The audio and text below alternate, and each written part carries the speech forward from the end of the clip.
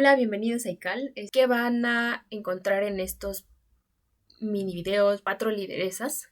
Y esto me enfoqué un poco con lo que había decidido la ONU en el año 2020, en el que se estaba enfocando a las líderes mujeres del mundo, como a resaltar este papel importante, no solamente de nuestro presente, lo quise hacer en mujeres del pasado.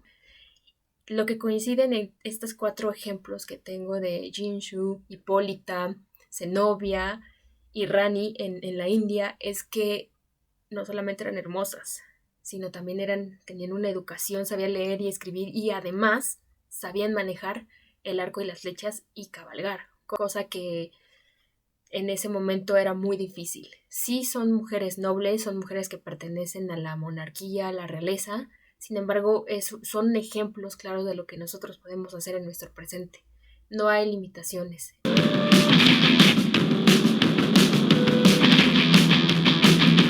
Y nuestra primera líder pertenece al lado asiático de Japón del año del 794 al 1333 después de Cristo, y a la Onabu Geisha, que eran las mujeres guerreras.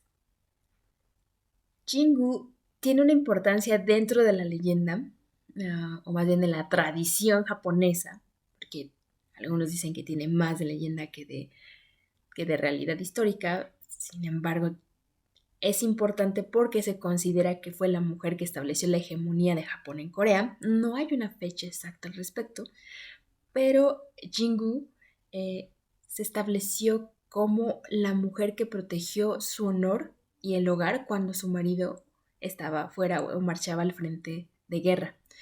Jingu fue esposa de Shuai, el 14º soberano, que ahí datan, fechas aproximadas de su reino, que fue de 192 al 200. Caracteriza a Jingu por ser una mujer samurái. ¿Cuál era el armamento que utilizaban las Onabu Geishas? Bueno, eran arco y flecha, la naginata, que se encuentra en la figura del lado derecho superior, y es una especie de alabarda de hoja curva que era más fácil de utilizar para las mujeres. También tenían en su poder estas mujeres samurái la kaiken, que era un arma que se utilizaba para evitar el secuestro y la violación. Se les daba a las mujeres en su pubertad o en la adolescencia precisamente para evitar esta deshonra. Nuestra siguiente líder sí tiene mucho de la tradición mítica. De las Amazonas sabemos que pertenecían a la región de Asia Menor, que en algunas versiones, más que nada de las griegas, en donde sí impera la versión masculina, fueron derrotadas por los héroes griegos, Heracles y Teseo. El primero, hijo de Zeus, y el segundo, hijo de Poseidón. Heracles también es conocido como Hércules. Se dice de las amazonas que practicaban el régimen político de la monarquía, que cazaban y luchaban a caballo con arco y flechas, otro aspecto que la liga a nuestra anterior líder, y que rechazaban el matrimonio, que también se desprendían de sus hijos varones. Se decía que se comprimían el pecho derecho para que no les molestara al momento de disparar las flechas. Hipólita, o qué se sabe de Hipólita, es que fue la reina de las Amazonas que en las leyendas o mitos griegos aparece relacionada con los héroes, ya lo mencioné, Heracles y Teseo. De acuerdo con Apolonio de Rodas, un autor del siglo III, Heracles o Hércules en su 6º trabajo debió obtener el cinturón de Hipólita.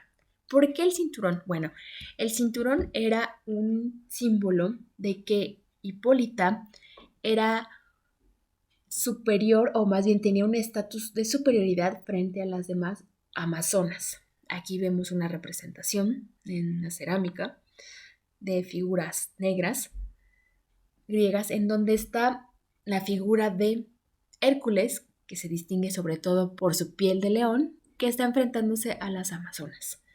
Bueno, Hipólita tenía este cinturón que se representaba como reina de las Amazonas, y hay diferentes versiones sobre cómo termina este trabajo de Heracles. En la primera es que Hipólita entrega su cinturón de manera voluntaria debido a que Heracles, o Tesea en algunas versiones, rapta a su hermana Melanipa. En otra versión, Heracles la asesina. Y estas son prácticamente los dos desenlaces que tiene Hipólita. Quizás se preguntará la audiencia en este momento, o quien está viendo este video, por qué eligió a Hipólita si al final termina siendo asesinada en algunas versiones por Heracles. Sin embargo, lo importante aquí a rescatar y el motivo por lo cual elegí a Hipólita como una líder, una mujer líder, es que precisamente en todas las versiones griegas, estos dos hombres que simbolizan la fuerza dentro de la concepción griega, tienen que enfrentarse a una mujer que es reina de las Amazonas, que sí es una guerrera, pero que representa también parte de lo que pueden hacer las mujeres dentro de una tradición de antaño.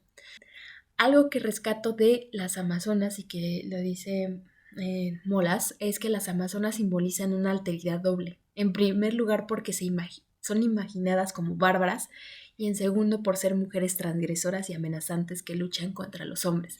Algo que también tiene que ver con nuestro presente y sobre todo con el movimiento feminista. No que luchen contra los hombres, sino por una equidad, que aquí la estamos viendo representadas dentro de la tradición mítica griega.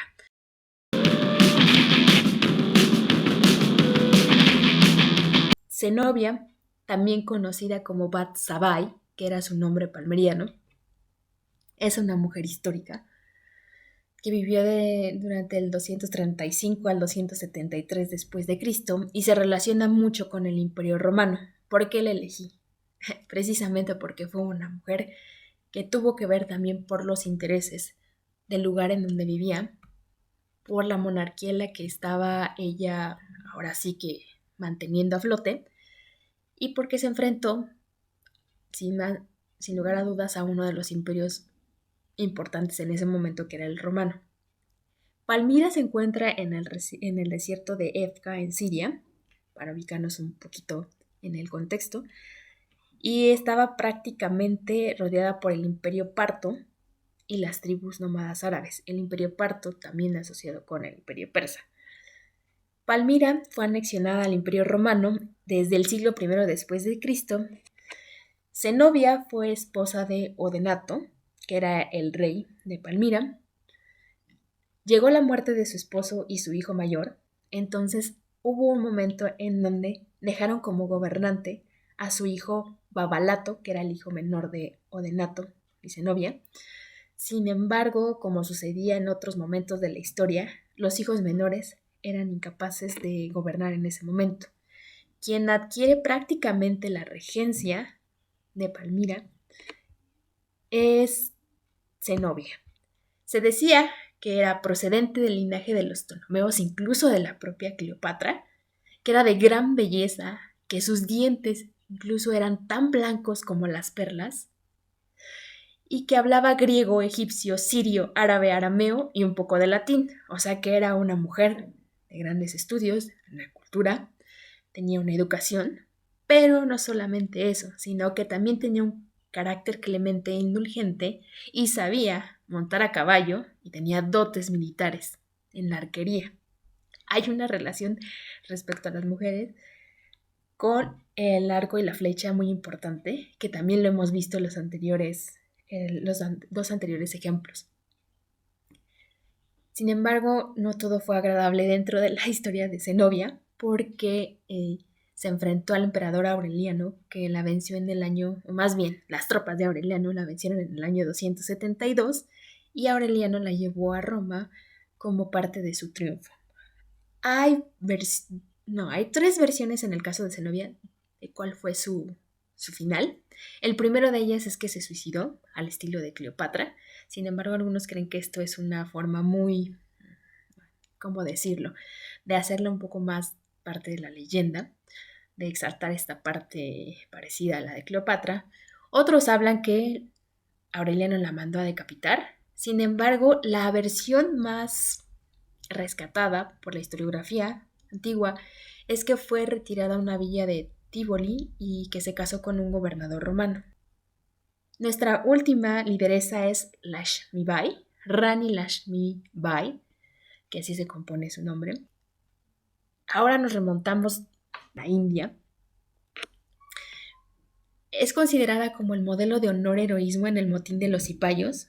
Los cipayos eran los soldados indios de la Compañía Británica y también conocido bajo el nombre de la Rebelión de la India en 1857. En cuanto a la educación de esta lideresa, sabemos que aprendió a cabalgar y utilizar las armas y también sabía leer y escribir, algo que era muy extraño para las mujeres de ese entonces.